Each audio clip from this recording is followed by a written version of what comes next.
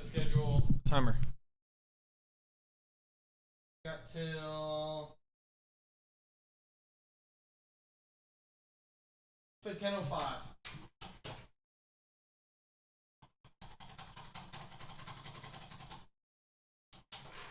Okay.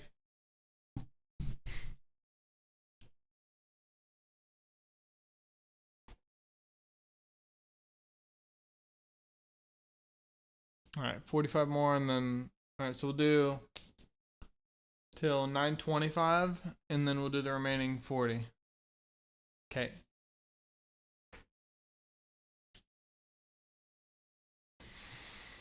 How far? Please tell me. Create a program defined enum. Set a namespace. Okay.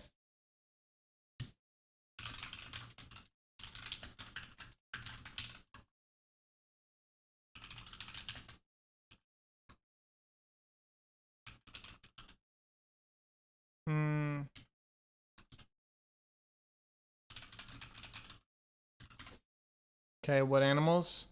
Chicken, dog, cat, elephant, duck. Chicken, dog, cat, elephant, duck. And then what? The max elephant types? Duck, snake, max animals. An array with an element for each of the animals.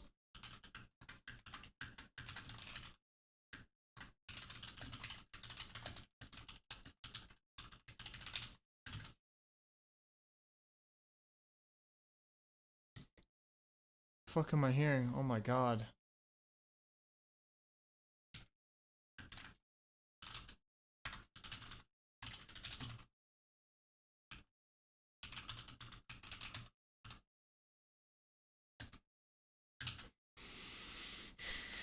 I mean, we could do a using here.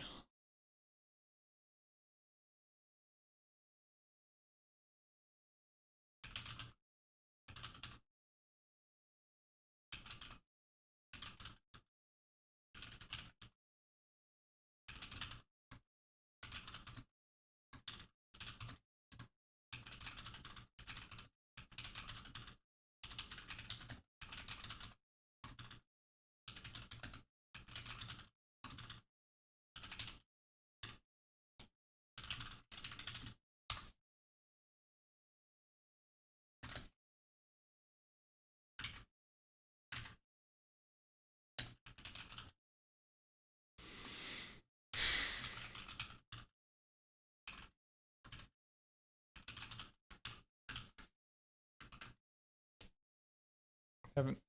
Yeah. A program defined enum and set a namespace containing these names, an array with an element for each, and an initializer list to initialize each element. Hold.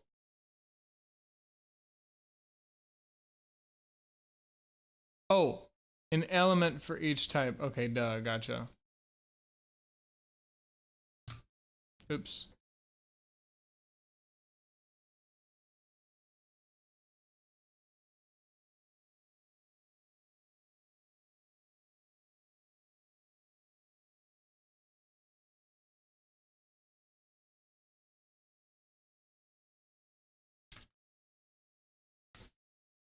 So we could say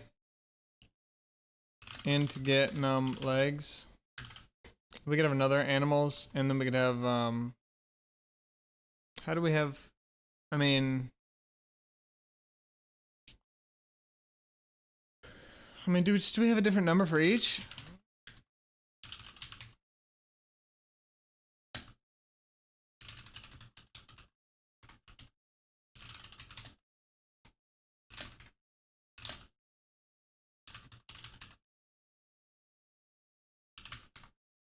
Oops.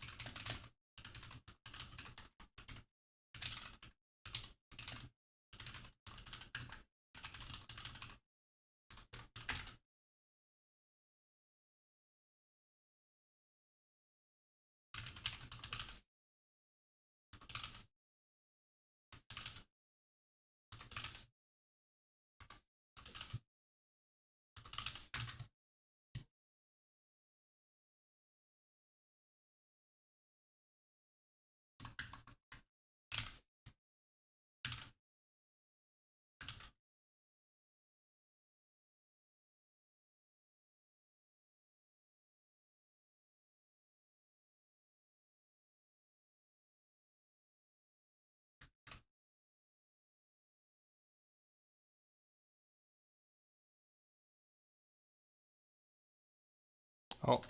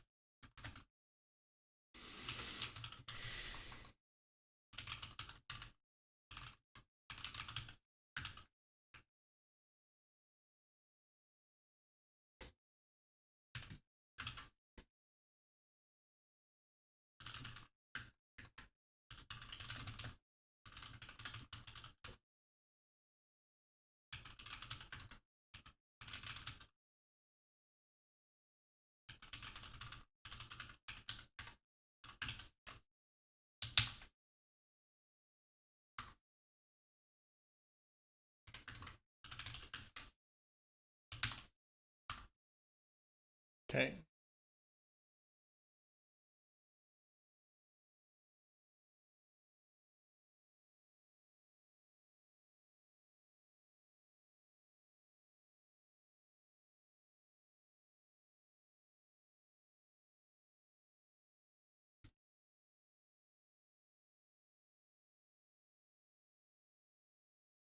Excuse me.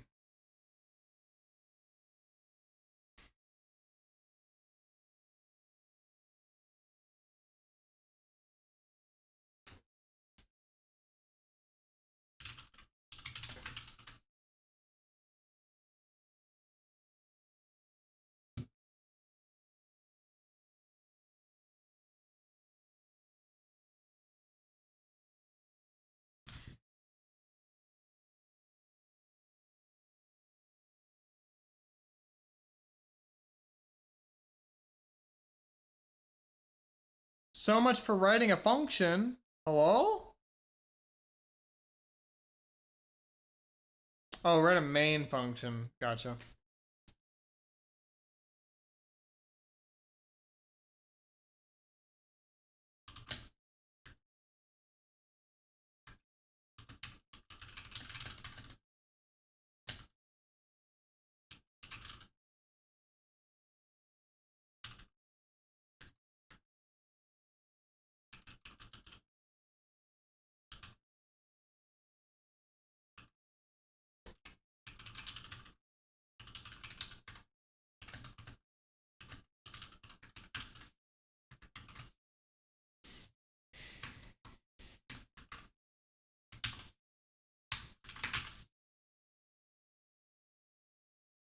Okay. Works for me. Resizing and capacity. Okay. Oops. This should be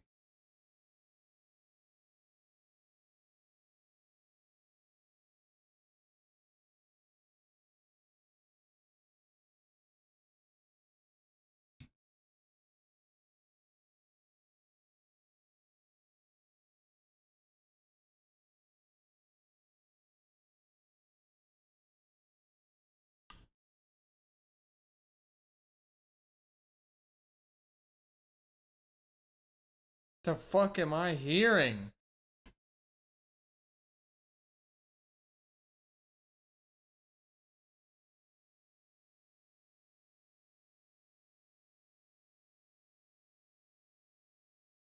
Jesus. Okay.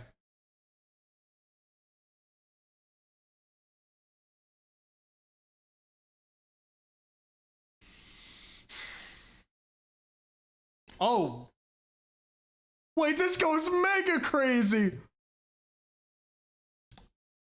Wow.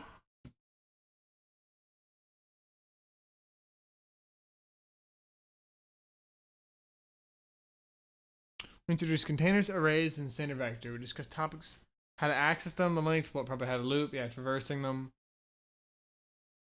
range based.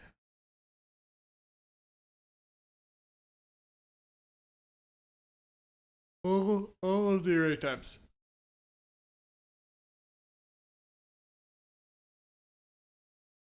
Ability to resize itself after it has been instantiated. Fixed size versus dynamic. Most the length is known to instantiation. Gotcha.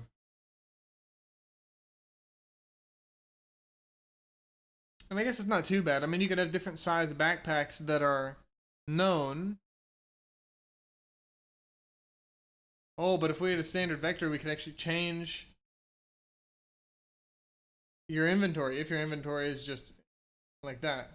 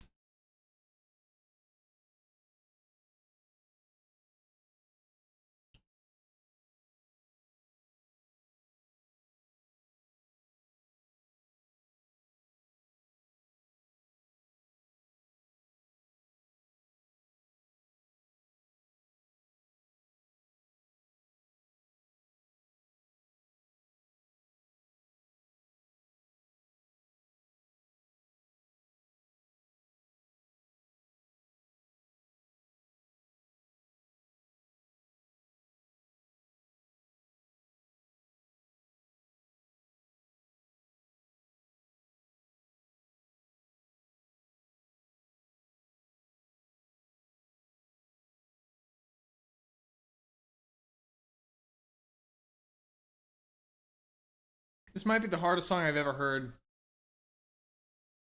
It's the best. It's the pace is perfect.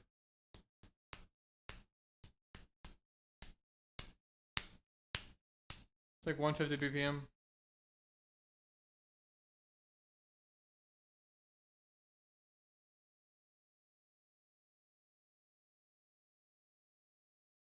Fixed size or fixed length?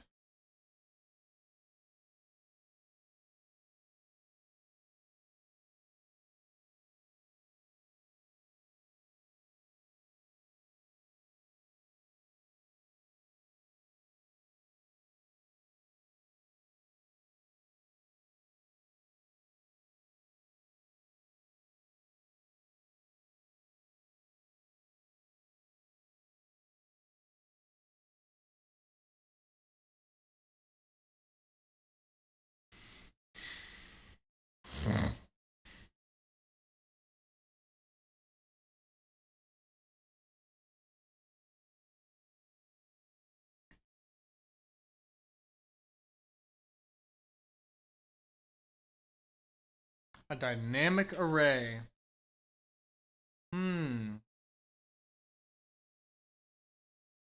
Resize. Oh shit. Does it just trim off the extras?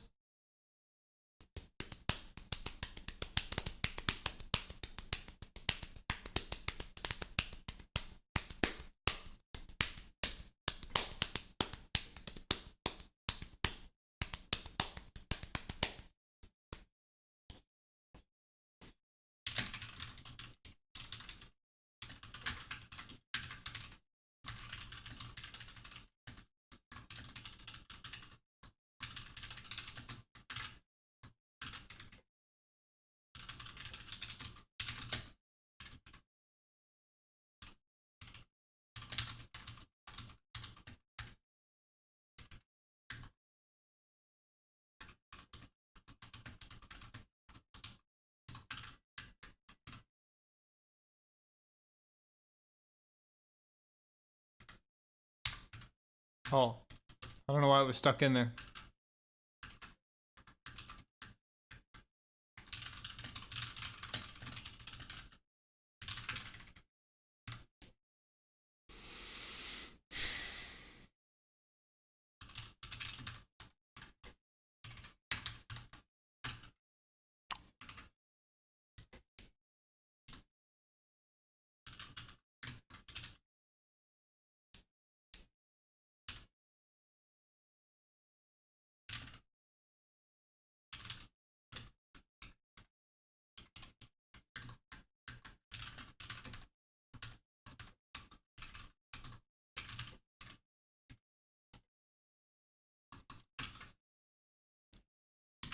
Okay, it wants to identify him. Just making sure.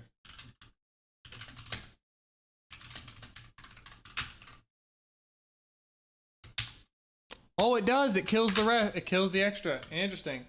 It's a size 3, 0, 1, 2. Well, it's a size 5, 0, 1, 2, 3, 4. Now it's a size 3, 0, 1, 2. It removes the 5, 4. Now it's a size 3.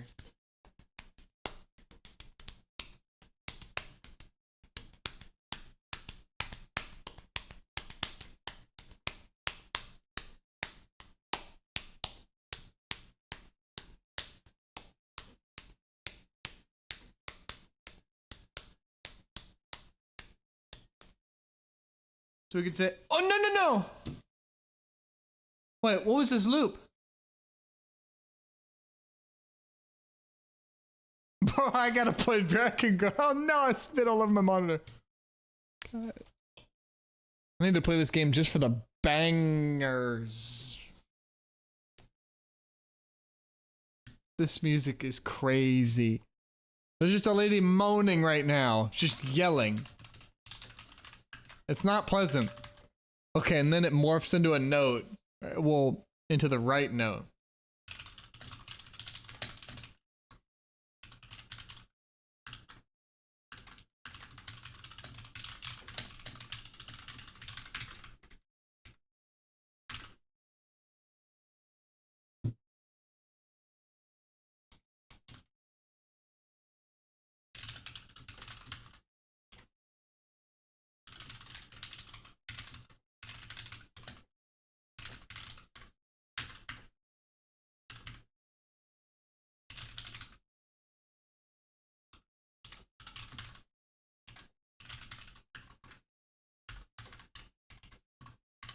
Okay.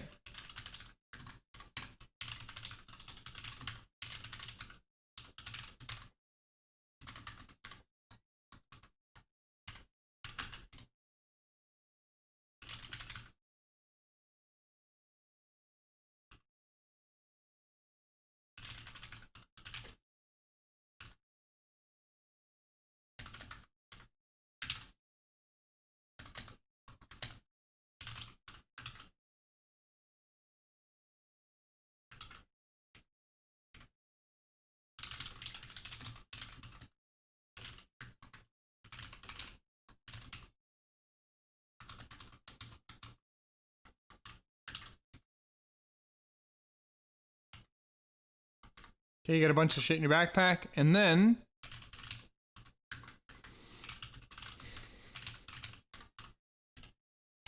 well, what are we adding? We're adding 6. Or we're adding 2. And then print backpack.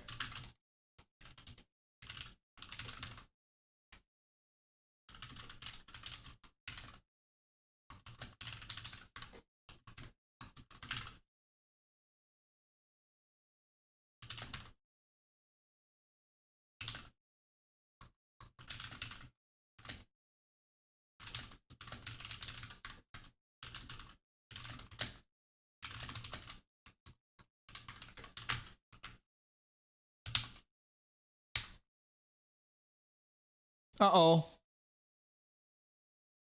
Oh, duh. Duh, I was doing all of this wrong. No, not const. Boom.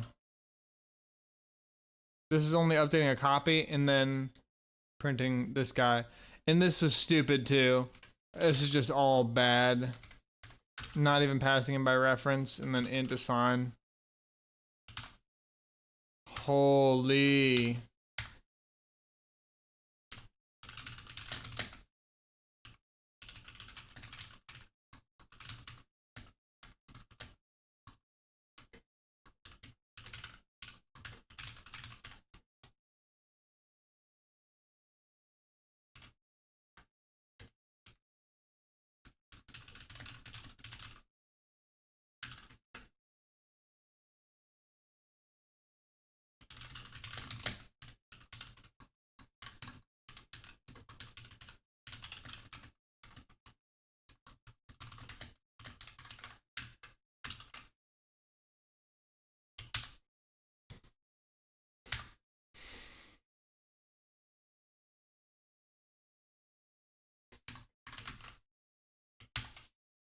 Initial backpack is through 5.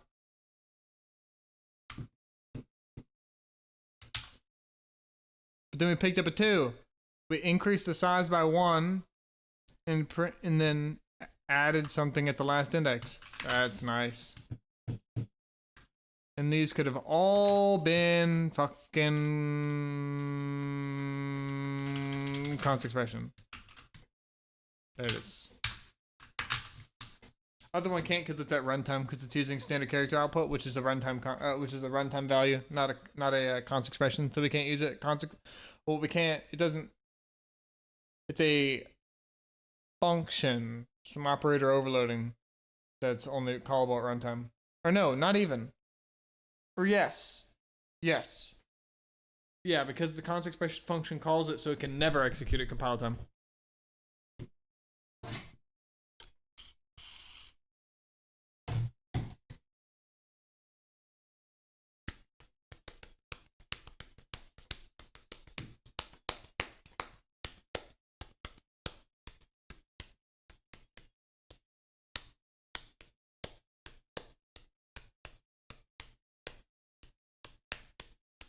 Let me check one thing real quick.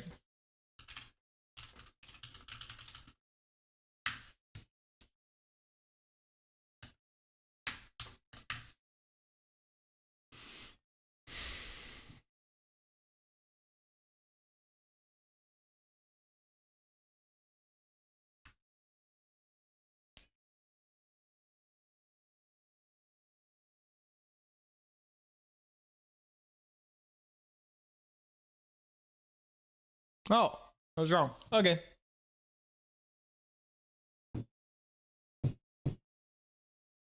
Okay.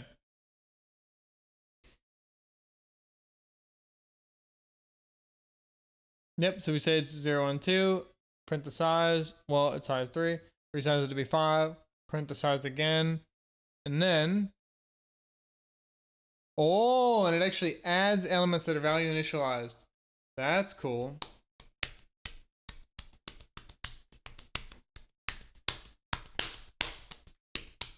And if for some reason you were averse to direct initialization, you could create a standard vector v with size 0 by just value initializing it, and then do v.resize to put it at whatever size you want. Or you could just use direct initialization to put in whatever size you want in the beginning.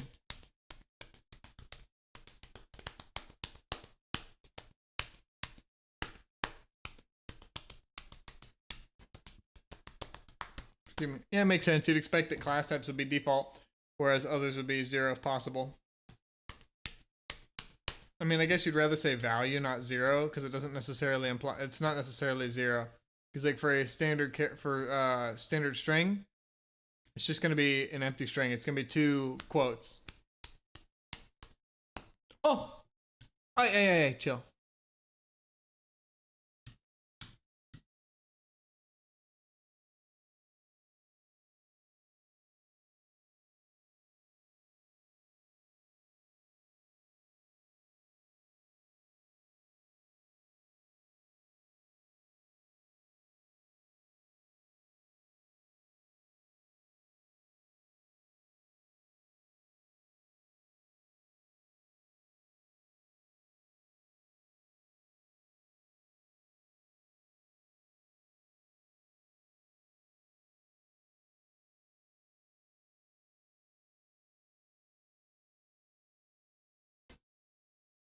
It's a 40-second laugh.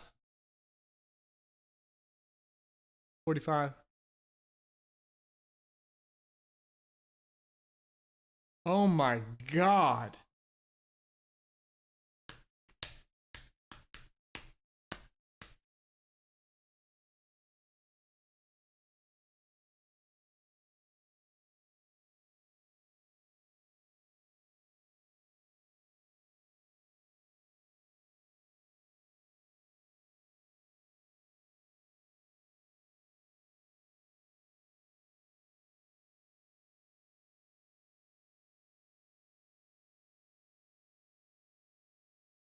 Yeah, it has through 4.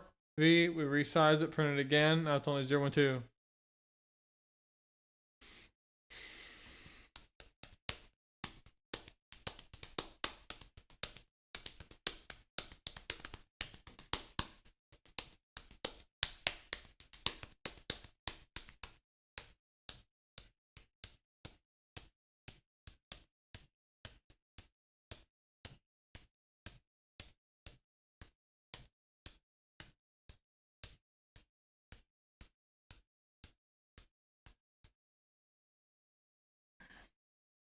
Yeah, not what's actually in them.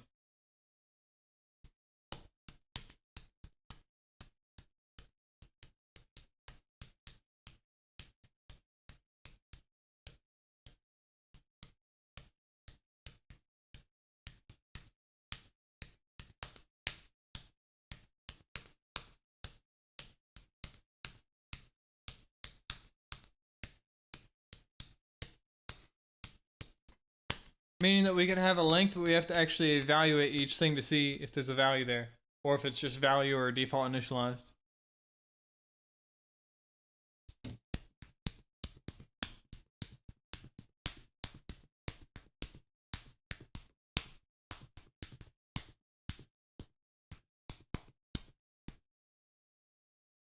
Ow.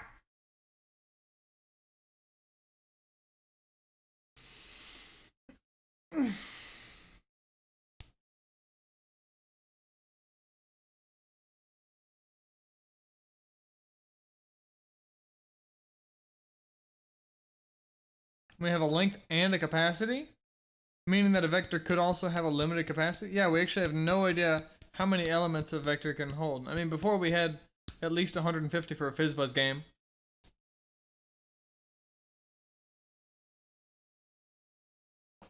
Oh. Oh.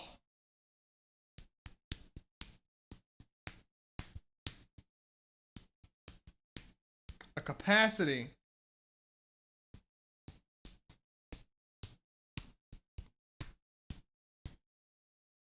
Are these the same though, or is capacity? Well, actually, don't even know. Are the different types of standard vectors so that it allocates different amounts depending on the type, or what?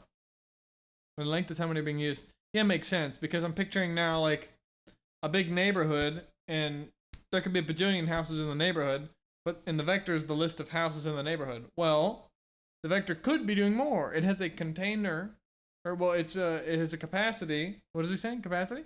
Its capacity is the whole neighborhood, but it's only full of this little part of the block, the length.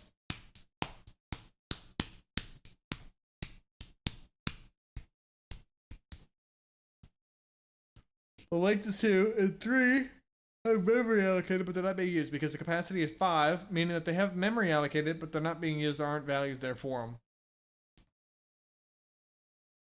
The length is determined by how many are in use, but the capacity is how many elements have been allocated in memory.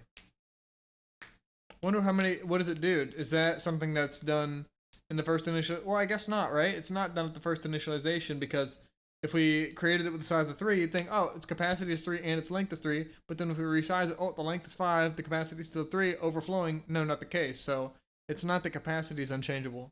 Getting the capacity. Oh, it's actually just the capacity member function. Okay. Well, I'm curious. Let's find out. What do we see? So we have main here. In main, we see. Oh. Not again, not again, not again, not again. Oh my god, I did not want to hit. Holy shit, that reaction. Oh, well, let's start here in order. Red hair, it's pretty. Alright. Center vector V.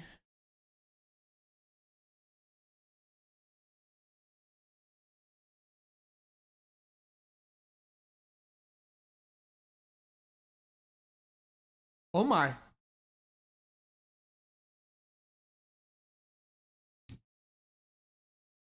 No comments. Oh, he re-uploaded it. Dude, people love this one.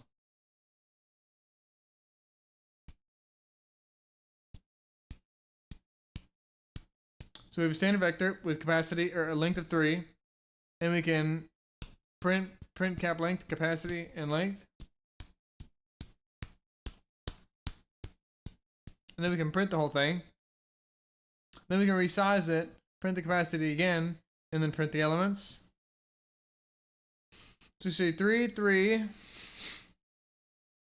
I mean, so far it seems like the capacity is dynamically allocated to match the length.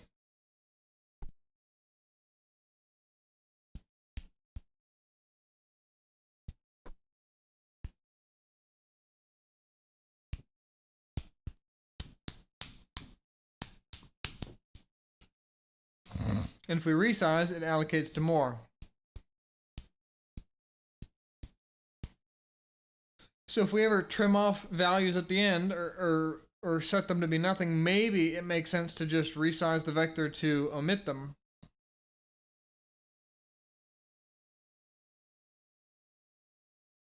So that we don't have empty pieces of a vector running around.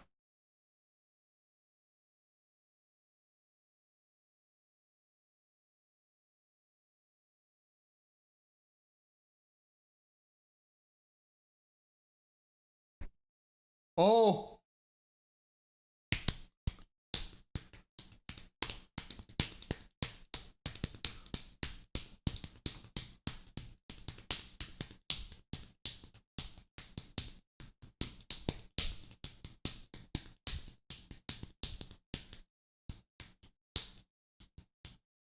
Wow, this goes crazy! This is a top 5 OST of all time. This is crazy.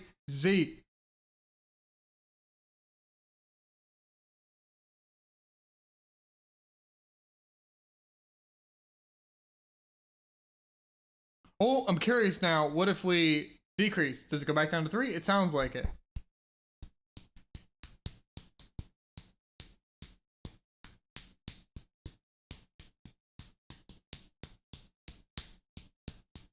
Reallocation of storage is expensive.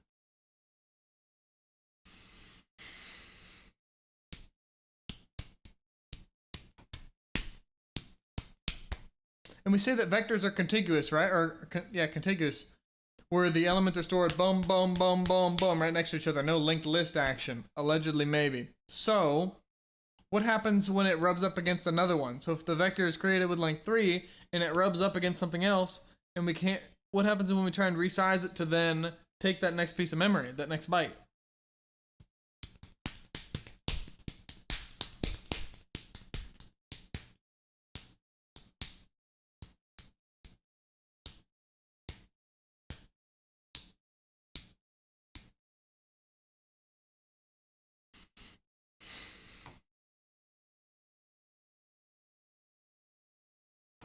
Because new memory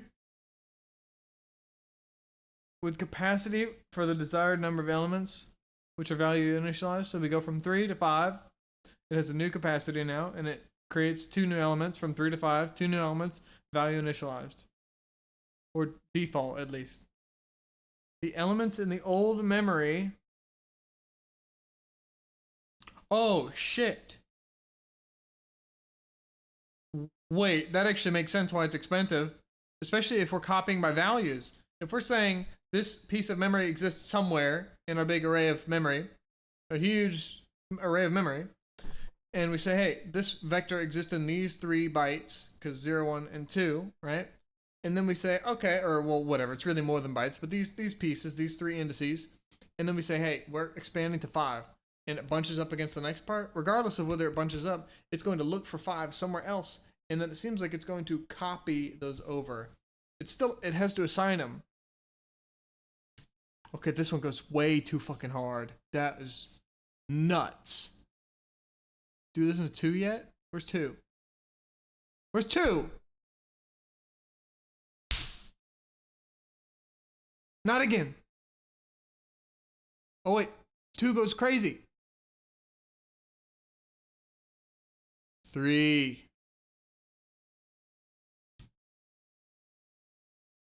No, not 3. 4. Oh my god.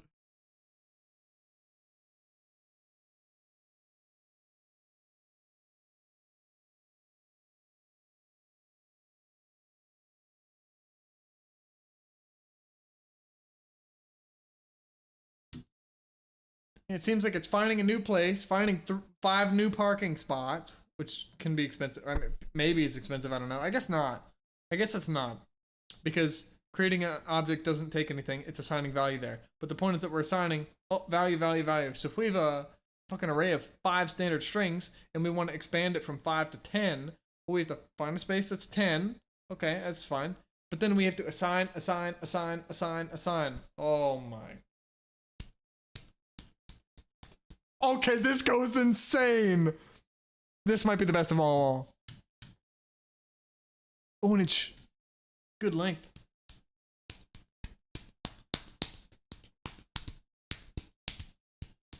Oh, and the main loop continues.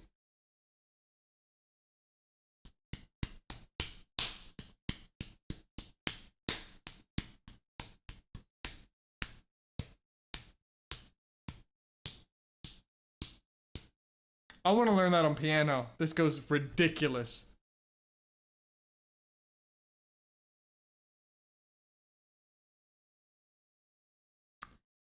Value initialized. Elements in old memory are copied. Oh, I guess we do have standard move. Maybe. I mean, so far, move semantics are only when we have temporaries. So I don't know. It doesn't look like it here. Old memory's freed up. Capacity and length are set to the new. And it looks like it's been resized. But really, boom, everything's been moved over. Or copied over. Dynamic memory allocation. Allocation. Requires every oh my god, to be copied. It's expensive as shit. Do not resize. No, sir. Are there ways of optimizing this so it's at least... We still have to copy it regardless. Even if we're copying it by value. Well, it depends on how that goes. Is it... It's assigning it at least. It's at least assigning it. There's at least one copy being made. Avoid unnecessary reallocation. Why differentiate length and capacity?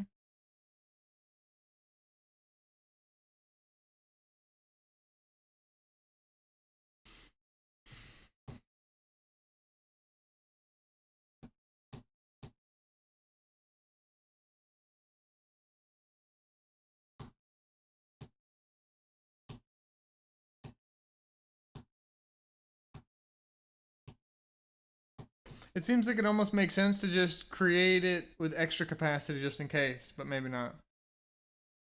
But then standard vectors would be expensive to, well, I mean, maybe they are. If it only kept track of its length, kept track of its length. Oh, well, at least meaning that if it was only by length and it had to reallocate just to go up and resize anytime, makes sense. But if it has a capacity that's higher and it can resize within these without dynamically or without reallocating, it's just having pieces of memory it's literally not using, then this could be interesting. Alright, here's example. Alright, we have made create a vector, length 5, 0 through 4. Okay.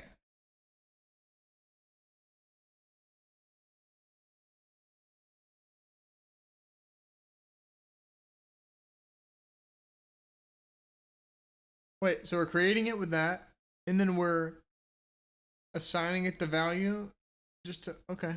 Let's go back to 5, because 5 goes fucking, everything goes hard. This fucking song is crazy. How does it start again? Oh my gosh, she's gonna yell.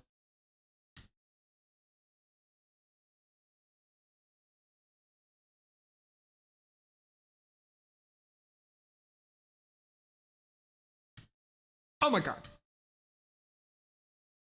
Oh my god. Oh my god. Okay. 5 print.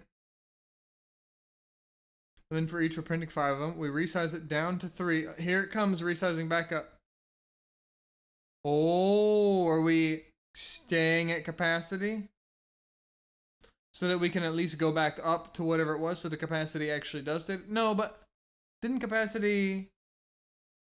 Did capacity decrease earlier when we were printing that? No, capacity did increase. Okay. And this time we're actually decreasing. I think that was probably the question I asked.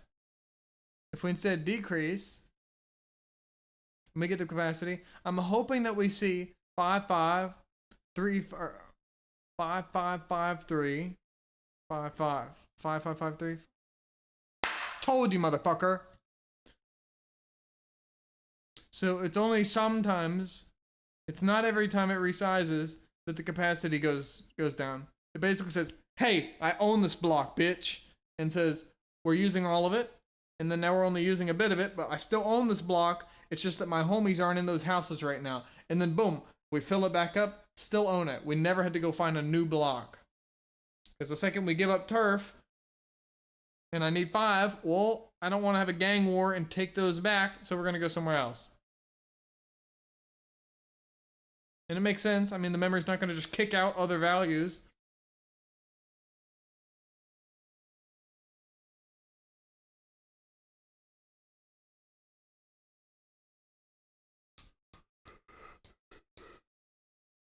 Yeah, if we want it, but there's no point. I mean, the whole point is we're just saying the length is decreasing, but not the capacity.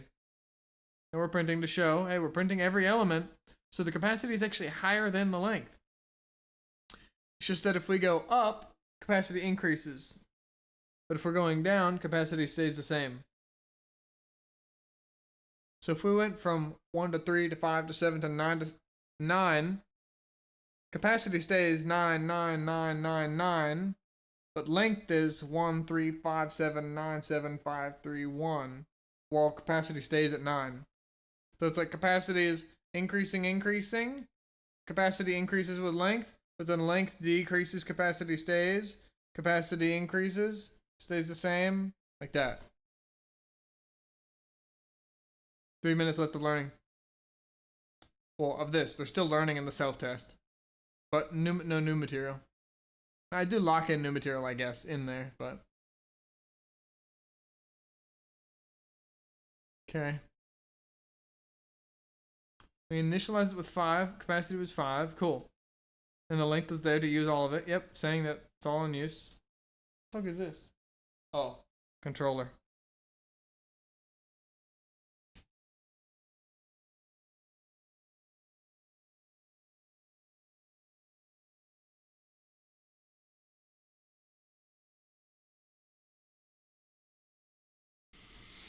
When we resize, the length goes down, but the capacity stays, so it didn't actually reallocate. Makes sense. And it kept the capacity. That's delicious. We avoided 2, because otherwise we'd need to reallocate to go down to 3, find another place to 3 to move out, and then we'd need to go find another place of 5 to go back up.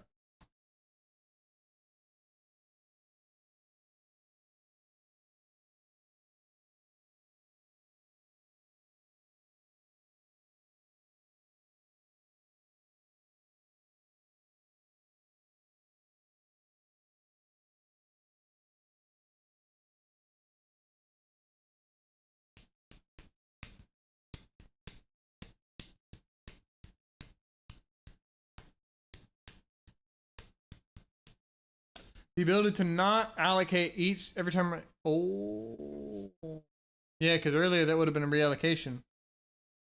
In the inventory, you picked up an item, picked up a 2.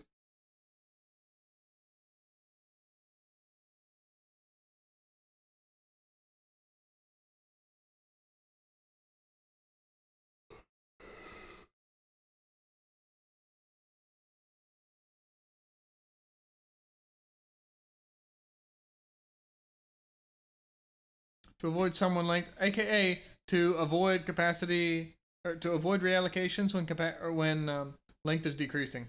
Makes sense. And vector indexing is based on length, not capacity. So well, that makes sense because the capacity could be 5. Yet if it was initially 5 and the length was 5, but then the length decreased down to 3, and decreased to 3, but the capacity was still 5, I can't still index at 4 to get the 5th index. It's outside of capacity. It's based on length, not capacity. Well, no, I wouldn't be surprised. That makes perfect sense because we have memory that it owns, but there aren't values assigned there. Which is interesting. I mean, it allows us to keep using vectors that we make smaller. Because otherwise, if we're just stuck, if we take it from 5 to 3, like if we take your inventory and we update it so that if an enemy slices a part of your backpack and you lose 2 capacity, well, I don't want you to just have 2 empty slots there forever because the capacity is still there. I want to operate on the length. So if I loop through your inventory, I don't loop through these extra 2 bits. All right.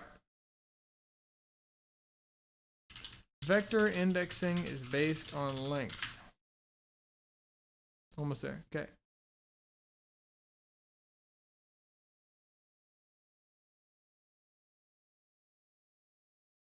I want to get back to doing some of the other stuff too. Some of the older things.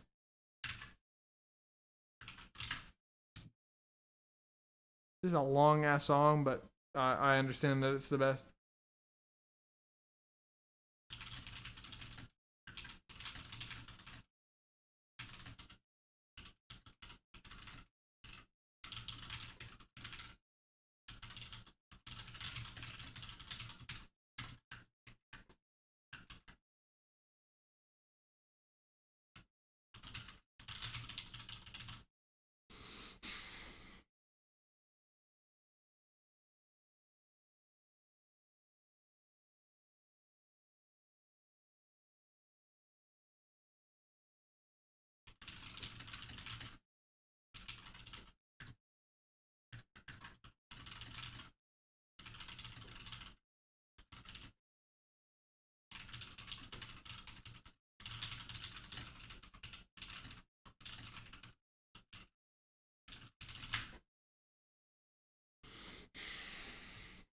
I should have said without reducing, not without minimizing, but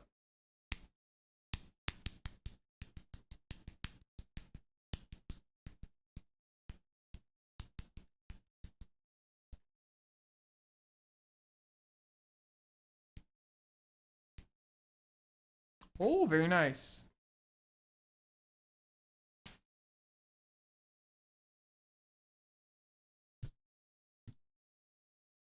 All right, what about? Wait, that's it? 1, 2, 3, 4, 5.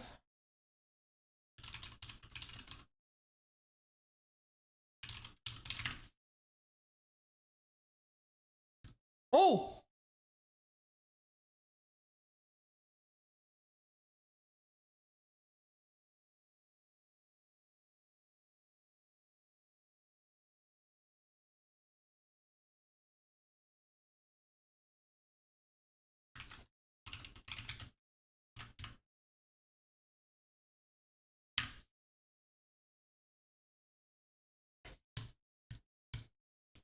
Okay.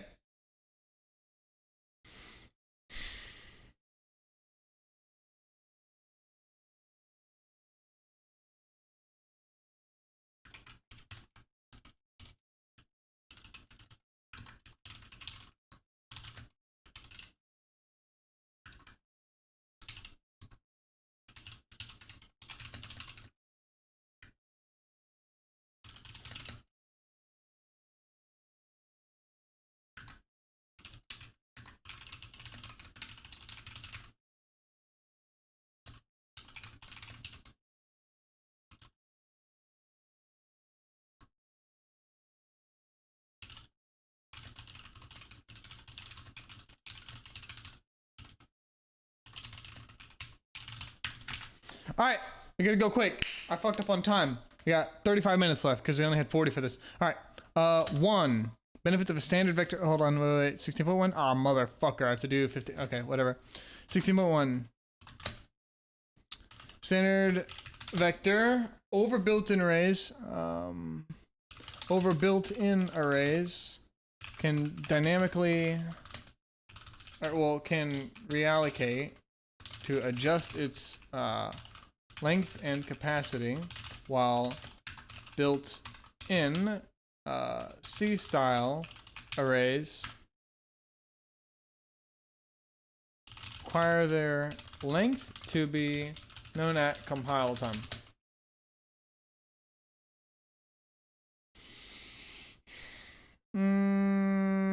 That's the main part.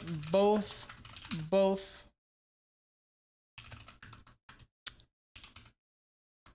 elements of both can be directly accessed. So I think the dynamic allocation of dynamic memory allocation is the biggest advantage of standard vector. 16.2. Initialize a standard vector. Well, here we go. Standard vector int x 5 elements. Oh, 5. Using direct initialization calls the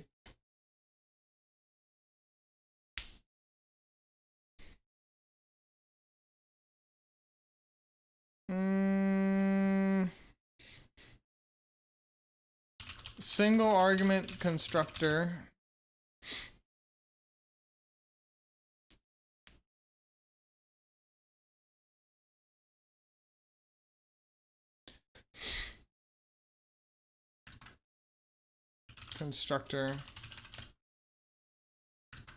direct initialization constructor, which creates a standard vector with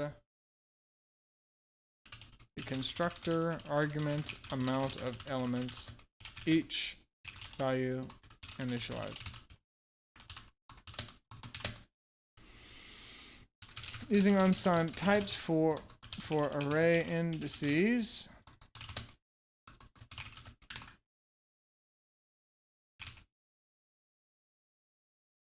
Okay, unsigned signed mismatch errors when converting those values with signed to signed ones using a decrement, a for loop to decrement a unsigned index loop variable used for indexing may occur infinitely, since unsigns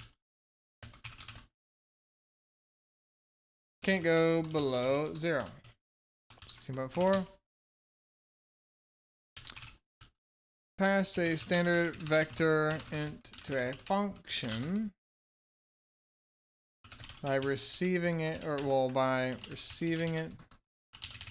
with a const or non-const reference standard vector reference parameter, depending on if we want it to be mutable.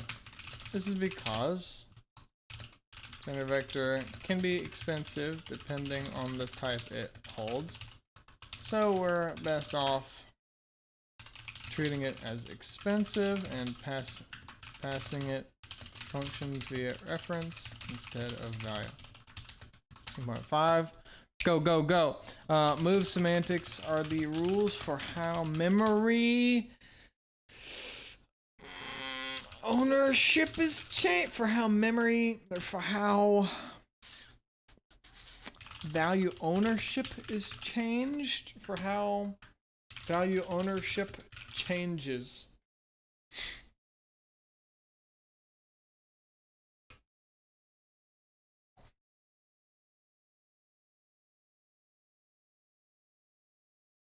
All right. And also the process of moving memory. Well,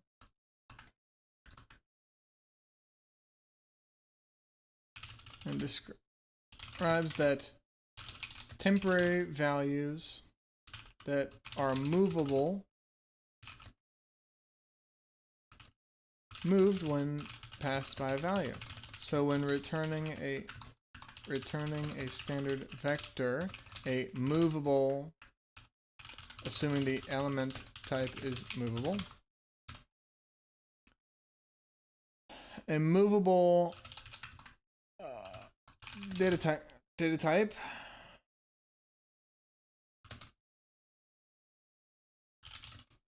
turning a movable temporary, which can be moved to be owned by, well, which can, the ownership can be moved to whatever object is receiving the return value. This elides copies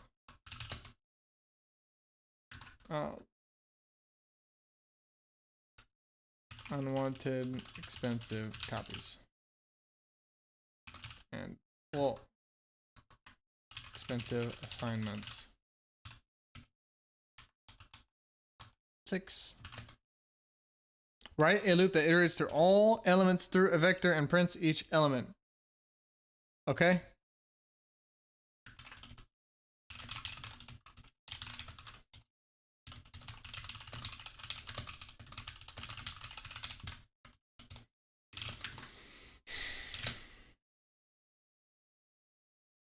Oh, we're just printing.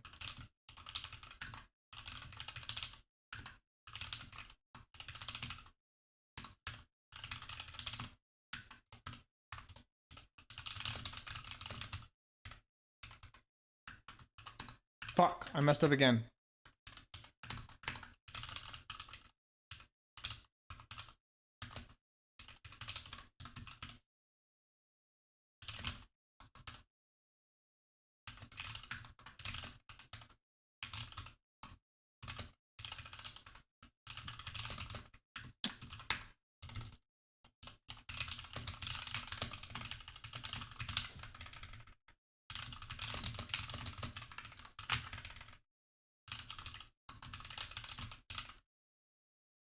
Write a loop. That's it. Oh, well.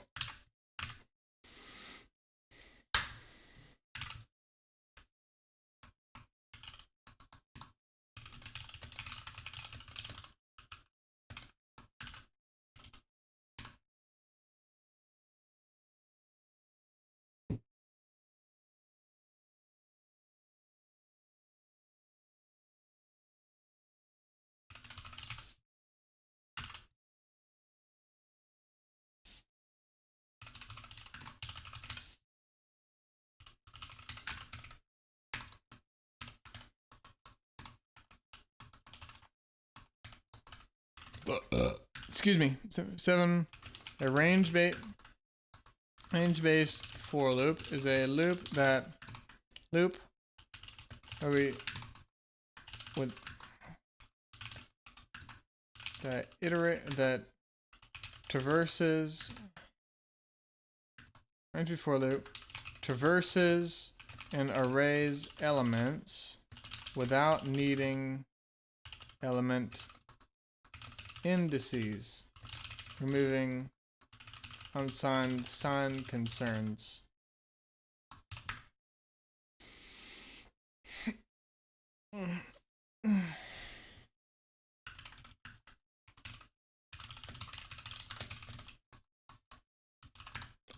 Sure.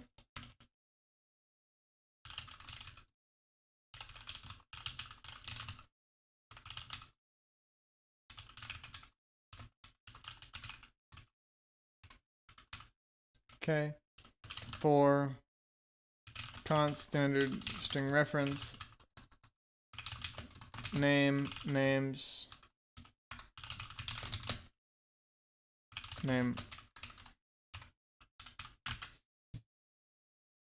passing in names and then standard string name. Cool. A new word I haven't heard before. How can enumerators be used for indexing? Use unscoped enumerators, which implicitly convert to integers, to ints.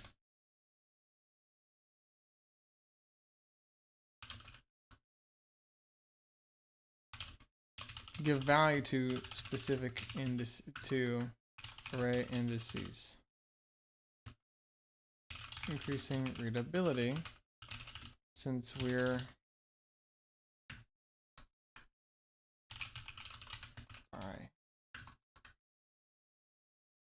giving meaning, well, giving readability and meaning, giving context to each index we do. Determine the length. Okay, it's too hot.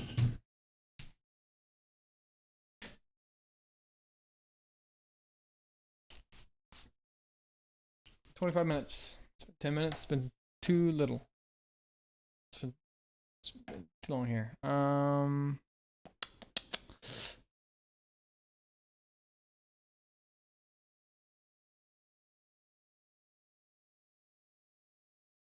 It's edited.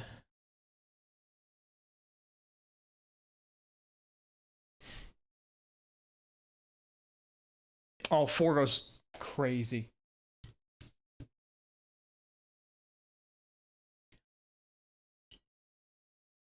Use unscripted. Oh,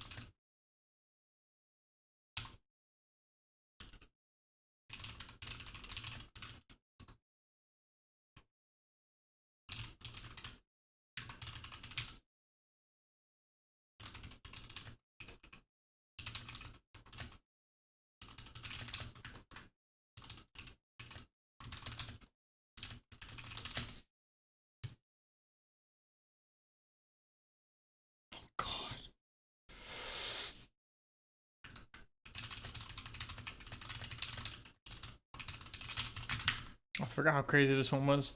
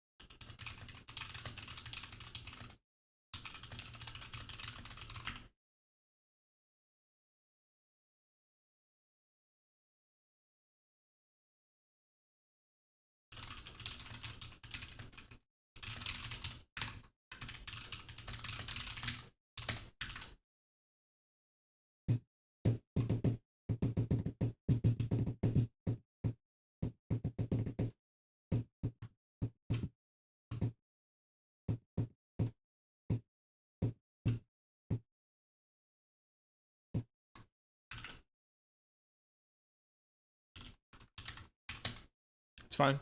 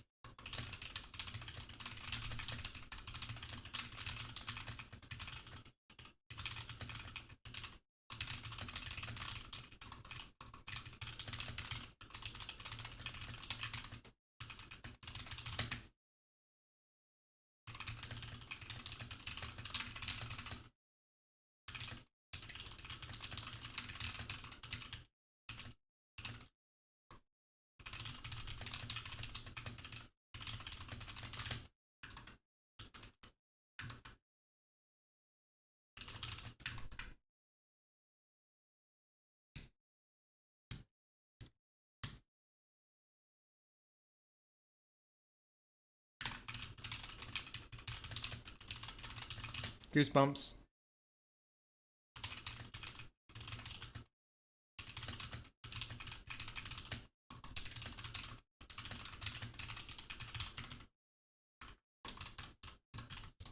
I mean, what's an actual example where it would be better than the public interface?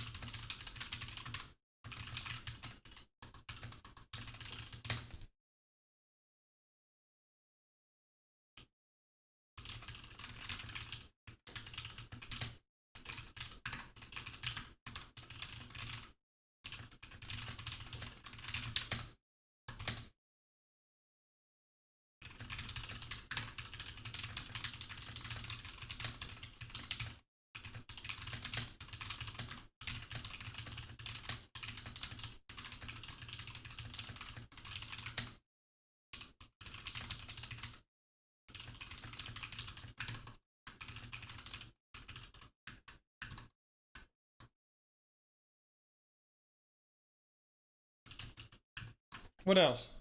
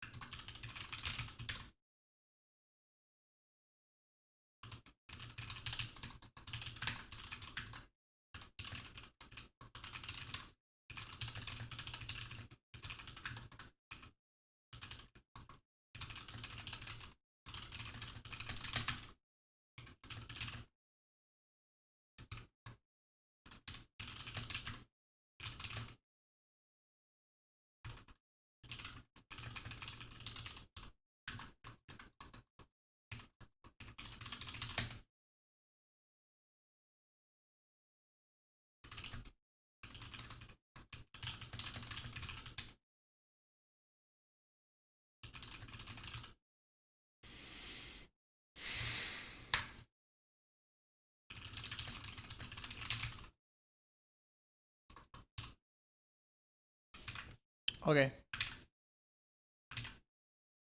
You know, let's do, yeah, sure, let's do this.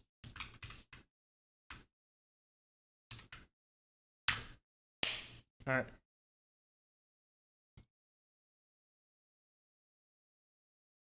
And actually, I did it in order, but okay.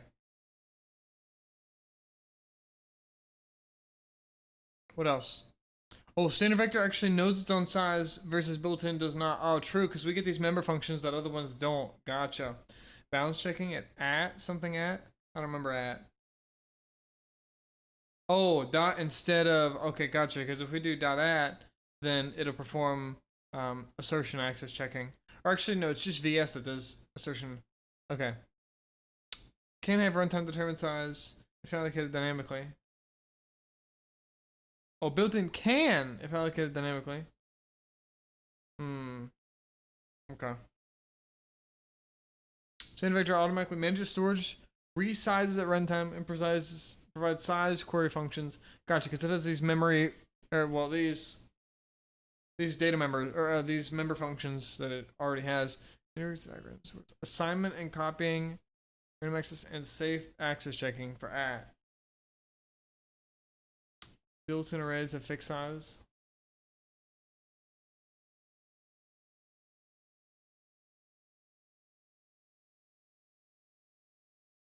Like this, gotcha. Okay, basically safer and just better. Okay. We just got that. Calls the size constructor. Oh, the size constructor. Creating 5 ints, all initialized as 0. Missing mentioned that this uses the fill constructor. Oh, well, I mean, motherfucker, you just called it different types. Okay. The single element of non-integral type. I don't know what you're talking about. The single element. I don't know what you're talking about. Value initialized here means 0, not just initialized. 0 for fundamental, default for other. Okay.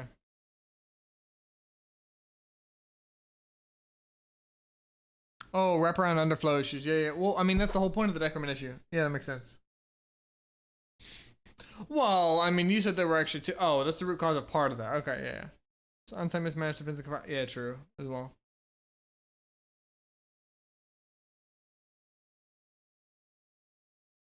Okay.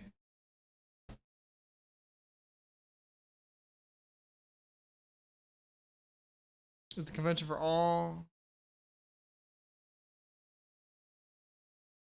Well, yeah. If you want to make a copy, sure, you have to pass by value. But if you don't want to, okay.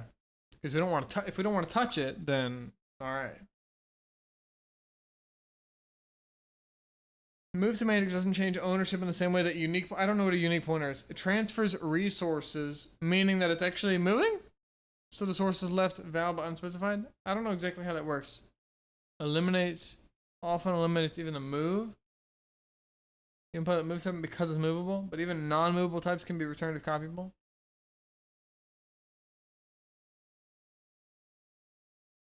Move semantics allow efficient resource transfer from temporaries, avoiding deep copies. So instead of copying from here to here, we're somehow moving. When returning it, a certain local, it optimizes, but if not, a move constructor will transfer the internal buffer to the caller. I still don't fully get how this is working.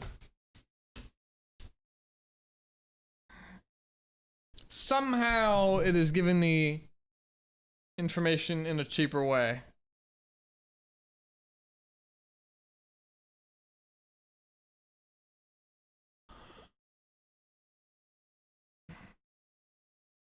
Yeah, sure. If it's some template shit, all right. But auto range based hold doesn't move. It just doesn't expose the. Well, we're not indexing it, brother. Hello. Max value correct idea for sizing enums from enum counts. You mentioned that coding self-documenting. True. Yeah. Because we actually add value to what we're indexing. So we make it so, hey, we're not just doing 2, we're doing card 2, which is why we index with card 2. Resizing the buffer capacity never decreases. Yes, it's true. Except if you shrink to hit. Okay, cool. Element to loss and misleading. They're destroyed. Okay. Destructor calls. Oh, okay. So they actually are destroyed, but the capacity is still there. Interesting. Okay. Mention const correctness of this. This is returning a copy unless this a reference. Hold. Are you sure? Oh my, that scared me. Yeah, but I mean, if I'm dereferencing it, then aren't I returning the dereferenced thing where it is? I don't know about this copy shit, buddy. Where's 2? How about this? How about 3?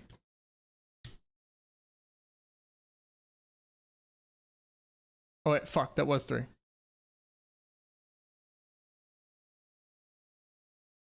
Two song, here it is.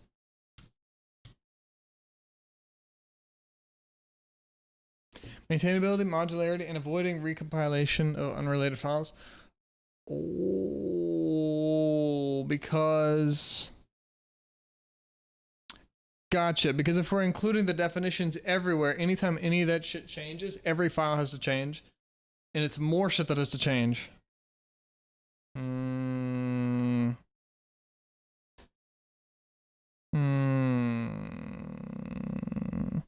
Of unrelated files. Oh, because in those definitions, we probably require additional shit. And the point here is that we could have the definitions are including other shit, and then the declarations maybe including a little bit. So instead of including all of that everywhere, and anytime anything changes, we have to re-include all of that, we can do it cheaper. Avoiding recompilation of unrelated files, because the unrelated files are important in the definitions. So we separate them out. Okay, makes sense. This is types of defining and don't have this. Exit via scope resolution. Oh yeah, makes sense. Yeah. The structures are automatically called at scope exit or when delete is called. Oh, I don't know delete, but at scope exit, I mean, unless it's static. A static local. When defining template outside the class, you must redeclare in the signature.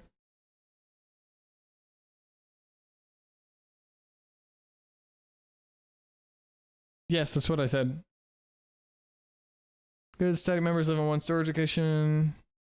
Defined outside the class online. Well, I also put that. Oh, I forgot that const expression to static members. Okay. But not all can be const expression. Something like that. They operate without a this pointer. Concept avoid copies is good reasoning.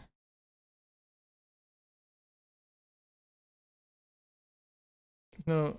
Okay.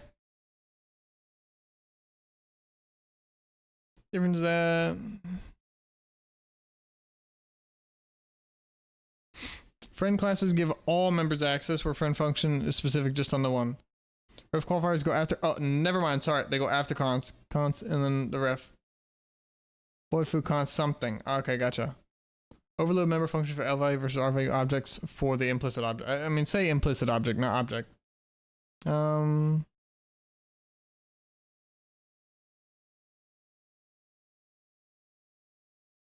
mean, you asked for an example, not discussing. And then combines the data and functions, state the behavior. So the damage that the item has and its color with the stuff that it can do. Encapsulation, inheritance. Yeah, I don't know polymorphism, motherfucker. I don't know inheritance, motherfucker. I know a little about encapsulation, which is it describes two phenomena. One being data hiding, where we are hiding the private stuff so that when it is changed, the public implementation does not change. So everyone can still use something the same way, even though the inner workings are changed. And it simplifies the use. You don't need to see all of the wiring on the remote control. You just press the button on the outside. Even though the wires change, and this month it's a blue wire, this month it's a green wire, it changes. We leave the implementation the same. Boom. And maybe we change that, but the implementation is still used the same. And it's also just combining related data into a structure that owns it all. I mean, I guess this is like having a parent kind of thing. So we could have, or a nested type rather. So we have the enum card, and we have 5 of those, or we have an array of them. Felt like a bug landed on me. And we have an array of them, of 5 cards inside our player. So we're combining those cards, and we can have multiple of them, sure, but we have a data member that's inside. So we have fingers inside a hand. We have cards inside a hand as well. Just depends on the context there. Provide with public and private, sure. Correct about member functions versus free functions. Static member functions, yes. I already said they don't have this earlier, and they can't access non-static members directly. Yes. Makes sense. They have to be past them because they don't have a this pointer, so they can't access them directly. Makes sense. Cool. Okay.